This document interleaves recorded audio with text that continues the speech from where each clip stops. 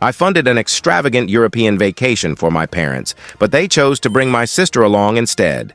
After they left, I canceled all the bookings. I had arranged a luxurious week-long trip to Europe for my parents and me. When I arrived to drive them to the airport, they casually revealed they'd decided to take my unemployed sister instead. My mother beamed. "Your sister's been under a lot of stress, so we thought she should go." I stayed silent. When they reached Europe, they were in for a shock. "You're late," my mother huffed, stepping onto the porch, dragging her suitcase. I glanced at the dashboard clock. It was 6:02 a.m., barely 2 minutes past the agreed time. "Mom," I said, forcing a smile, "just a couple of minutes." I stepped out to help with their bags, but then I saw my sister Emily emerge, hauling her own luggage. My expression froze. "What's happening?" I asked, keeping my tone steady. My mother turned, her face overly cheerful for the situation. "Oh, Sarah, we decided Emily should come instead. She's been so overwhelmed lately, and this trip will do her good." My chest tightened. "Instead of me?" I said, my voice trembling. "Mom, I've been planning this for years. I paid for it all." She brushed it off, as if I'd mentioned something trivial. "We're so grateful, honey. But you're always so busy with work. You can go on another trip later. Emily needs this now." Emily didn't even pretend to feel bad. She smirked, leaning against her suitcase. "Thanks for being cool about this, sis," she said, her tone dripping with fake gratitude. I stared at them, my heart pounding. My father appeared moments later, avoiding my gaze as he handed me his bag. "This is unreal," I said, my voice shaking. "This was supposed to be our trip, something special for us to share." "It still is," my mother replied, smiling. "Just with Emily instead. Don't make a fuss, Sarah. Your sister needs a break." My name is Sarah, and for 2 years, I'd worked extra hours to give my parents a dream vacation. Flights, 5-star hotels, private tours. I'd planned every detail, from the itinerary to the final dinner reservation. But standing in their driveway, watching Emily slide into my car, I realized a truth I'd ignored for years. No matter how hard I tried, Emily was always their priority. I gritted my teeth, swallowing the sharp words I wanted to say. Instead, I forced a tight smile and opened the trunk. "Let's go then," I muttered, my voice flat. If they wanted to choose her over me, fine. They could go with her, but I wasn't going to let them enjoy it on my dime. The drive to the airport was tense, broken only by Emily's chatter. "Oh my gosh, Mom, did you see that Instagram post about Paris? I can't wait to shop there. Do you think we'll have time, or will the tours take all day?" My grip on the steering wheel tightened as I stared ahead, refusing to engage. My mother laughed softly. "We'll make time. Don't worry." I bit my lip, their words. "When we get there," stinging because I was no longer part of that we. My father cleared his throat at one point. "Thanks for driving us, Sarah. I know this must feel strange." I glanced at him in the rearview mirror. "Strange? That's one way to put it, Dad." He didn't reply, shifting uncomfortably, probably regretting his words. Emily leaned forward, her tone smug. "You're not upset, are you? I mean, this is so generous of you letting me go." I could never afford this myself. I forced another smile. "Of course, Emily. Have a great trip." By the time we reached the airport, my patience was razor thin. My mother hugged me as I helped unload their bags. "Thank you for understanding, dear. This means so much to us and Emily," she said. I nodded stiffly. "Sure, Mom." Emily grinned as she rolled her suitcase toward the terminal. "Thanks, Sarah. You're the best." I stood there, watching them vanish into the airport, my chest tight with anger and betrayal. The drive home was a haze, their words replaying in my mind, each one cutting deeper. "This means so much to Emily. You're not upset, are you? You're always so busy." I parked in my driveway, gripping the steering wheel until my knuckles whitened. Then, without hesitation, I stormed inside, opened my laptop, and logged into every travel account I'd used to book the trip. Hotel reservations? Canceled. Tours? Refunded. Flight upgrades? Reversed. When I shut my laptop, a wave of satisfaction washed over me. They could sort it out with the hotel staff in Paris.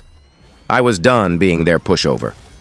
Relief settled in as I watched cancellation confirmations flood my inbox. If they wanted Emily, they could have her, but not at my expense. The calls started the moment their plane landed. As I unpacked my suitcase, the one I'd carefully prepared for a trip that wasn't mine anymore. The irony wasn't lost on me. I glanced at my phone, my mother's name flashing with missed calls and texts. I opened the messages. "Sarah, what's going on?" "The hotel says our reservation is gone. Call me now."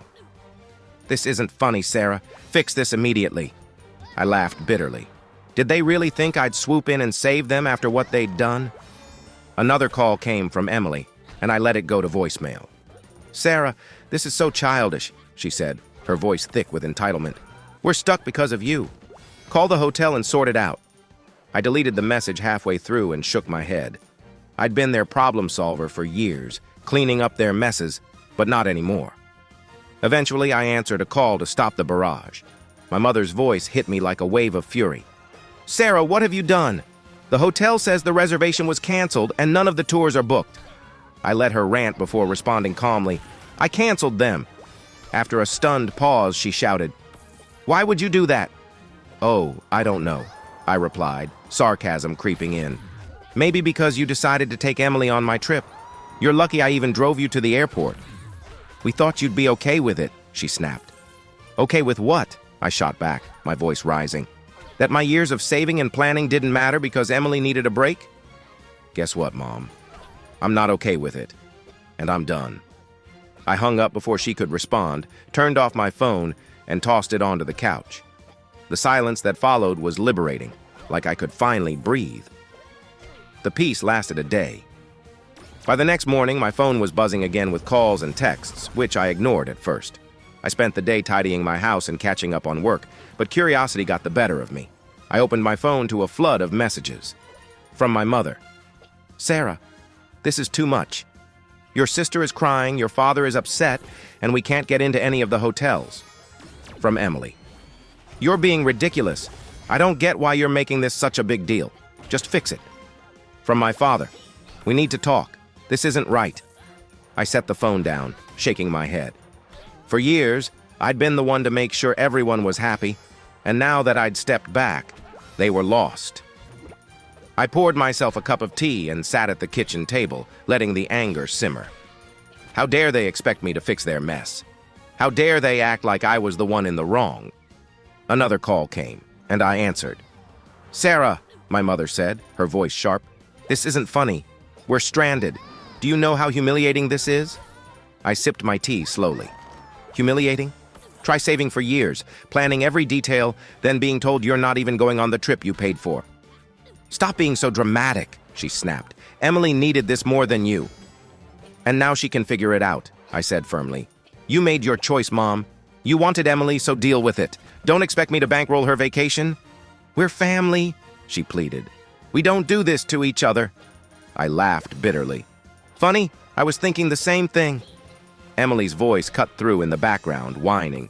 "Mom, just hang up." She's being impossible. That was it. "Enjoy your trip," I said coldly. "Oh, wait, you can't because it was my trip, and now it's nobody's." I hung up, turned off my phone, and let the mix of anger and relief settle in. I was angry they'd put me in this position, but relieved I'd finally stood up for myself. The next few days were serene. With my phone off, I had space to think without their guilt trips. Mornings were spent sipping coffee on my porch, savoring the quiet I'd longed for. Afternoons were filled with work and small projects I'd neglected. But on the third day, I checked my phone, finding a dozen voicemails. My mother's messages grew angrier. "Sarah, call me back. This has gone too far. We're your parents. How could you do this?" Emily's were predictably entitled, "This is so petty, Sarah. You're ruining everything. Fix it." My father's was calmer but pointed. "Sarah, I don't understand what's gotten into you. Call us." The final voicemail from my mother was long and weary. "Sarah, we're at the airport now. The trip is ruined, and I hope you're happy. Your sister is devastated, and your father and I are so disappointed. Call when you're ready to talk." I deleted them all without replying. I wasn't ready, and I didn't know if I ever would be. This wasn't just one mistake, it was years of them prioritizing Emily and expecting me to smile through it. That evening, my friend Lisa stopped by with coffee and a curious expression. "I heard what happened," she said, setting the cups down. "Your mom called me yesterday." Of course she had. My mother always rallied allies to guilt me into compliance. And? I asked, sipping my coffee. Lisa grinned slyly. I told her you were probably busy and would call when you were ready. I laughed. You're the best. No, you're the best, she said, her tone serious. You finally stood up for yourself, Sarah. That's huge. Don't let them pull you back. Her words lingered long after she left. Lisa was right. I'd spent too long trying to please people who didn't value my efforts. It was time to break that cycle. By the weekend, I felt a strange clarity. The anger simmered, but it was joined by something new. Freedom. Freedom from their endless demands, from being the family's problem solver, from living for their approval. But the quiet didn't last. On Sunday, my father called, and I picked up. Sarah, he said, sounding exhausted. Your mother asked me to call. She thinks you'll listen to me. Go ahead, I said, leaning back in my chair. He sighed. Things have spiraled. Your mother's furious, Emily's upset, and it's all a mess. But you're better than this. I bristled. Better than what, Dad? Standing up for myself? Not letting you walk all over me? That's not what I meant, he said quickly. You've always been the responsible one, the one who holds things together. This isn't you. I laughed sharply. You're right. Not bending over backward to fix your mess is new for me. He paused, then said, You're punishing us all for one choice. Is that fair? Fair? I repeated, my voice rising. Was it fair that you and Mom decided I wasn't important enough to go on the trip I planned? That you replaced me with Emily like I didn't matter? We didn't mean it like that, he said defensively. We thought Emily needed it more. Of course you did, I snapped. You always think she needs more attention, more help, more everything, and I'm always the one who has to sacrifice, not anymore. The silence was heavy. I don't know what to say, he muttered. You don't need to say anything, I said firmly. You just need to know I'm done being an afterthought. From now on, I come first. I hung up, my hands shaking. For the rest of the day, I let myself feel it all. Anger, sadness, relief. It wasn't easy, but it felt like a new beginning. I wasn't the family's fixer anymore. When my parents and Emily returned, I was waiting in their driveway, sipping coffee, calm as their cab pulled up. Emily spoke first, dragging her suitcase, her face sour. I hope you're satisfied, Sarah. I raised an eyebrow, staying seated on the porch swing. Satisfied with what? Our trip was a disaster, my mother snapped, gesturing wildly. We stayed in awful hotels, ate terrible food because we couldn't afford anything else. And don't get me started on the tours. Oh, there weren't any? I said, feigning surprise. That's tough. But you wanted Emily, right? I'm sure you had great bonding time. That's not the point, my mother said, her voice rising. You knew we couldn't afford what you'd planned. You set us up to fail. I stood, setting my mug down. No, Mom. I planned a trip for us. You chose to cut me out at the last minute. My father spoke, his tone softer but accusatory. You didn't have to cancel everything, Sarah. That was extreme. Extreme? I asked, crossing my arms. Why should I have paid for a trip I wasn't even invited to? If Emily needed it so badly, you could have planned it yourselves.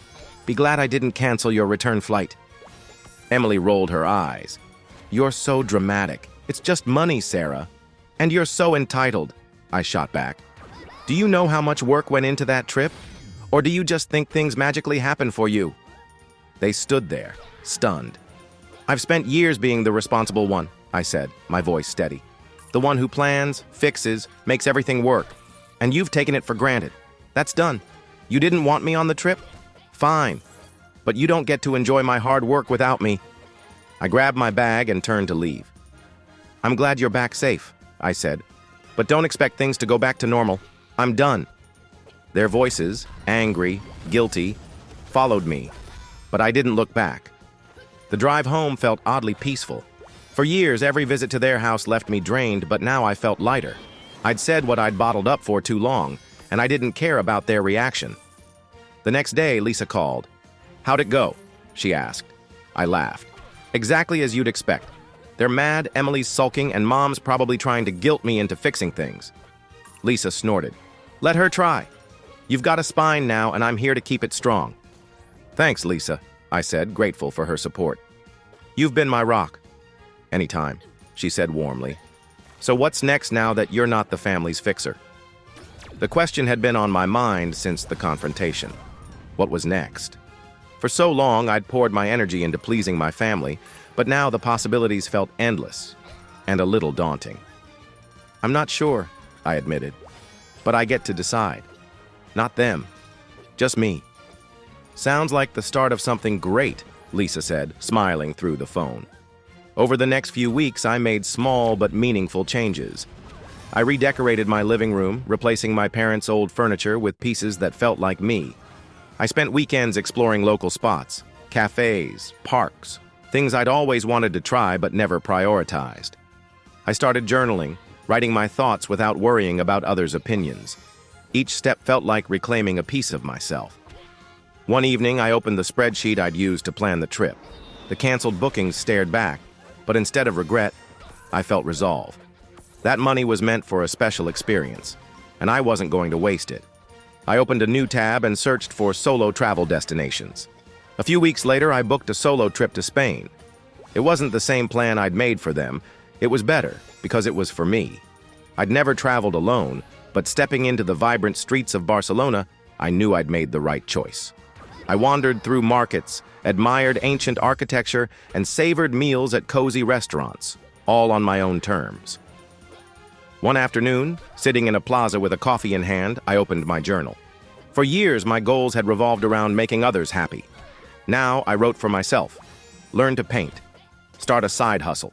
Visit 5 more countries. The list grew, each item a piece of the life I wanted to build. On my last night in Seville, dining at a small restaurant by the river, I watched the sunset and felt a profound peace. This trip wasn't just a vacation, it was a turning point.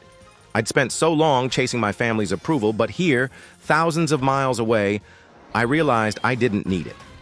I was enough. When I got home, my parents tried reaching out again, their messages softer now. "Hope your trip was great," one text from my mom read. "Maybe we can talk soon."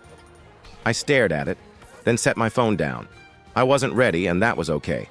It would be on my terms. A week later, my mother called, and I answered. "Hi, Sarah," she said, her voice tentative. "How was your trip?" "Amazing," I replied, keeping my tone neutral. "That's good," she said, pausing. "We've been thinking about what happened. Maybe we didn't handle things well." I raised an eyebrow. "Didn't handle things well? You replaced me on a trip I planned and paid for. That's more than not well." "I know," she said.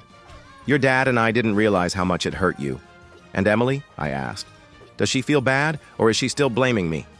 "She's upset," my mother admitted. "But I think she knows she could have done better." I sighed. "Mom, this isn't just about the trip. It's years of you putting her first and expecting me to pick up the slack. I'm done with that."